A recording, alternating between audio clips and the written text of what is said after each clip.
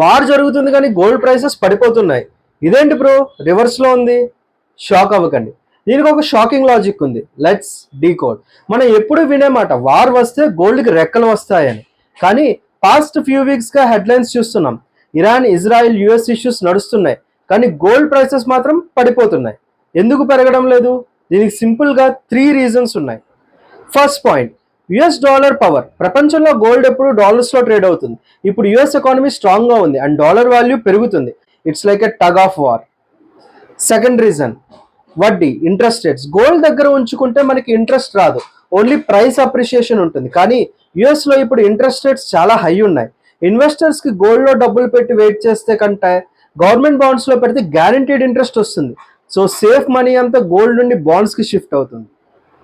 Third reason, priced in logic. Market ఎప్పుడు మనకంటే ఫాస్ట్గా ఉంటుంది. వార్ జరుగుతుంది అనే టెన్షన్ మార్కెట్కి ముందే తెలుసు.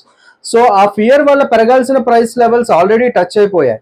ఇప్పుడు హెడ్లైన్స్ చూసి మనం షాక్ అవుతున్నాం, కానీ స్మార్ట్ ఇన్వెస్టర్స్ ముందరే క్యాలిక్యులేట్ చేసుకున్నారు. సింపుల్గా చెప్పాలంటే వార్ ఒక్కటే గోల్డ్ డిసైడ్ చేయదు. US interest rates and dollar కూడా మెయిన్ ప్లేయర్స్. ఈ లాజిక్ మీకు ఎలా అనిపించింది?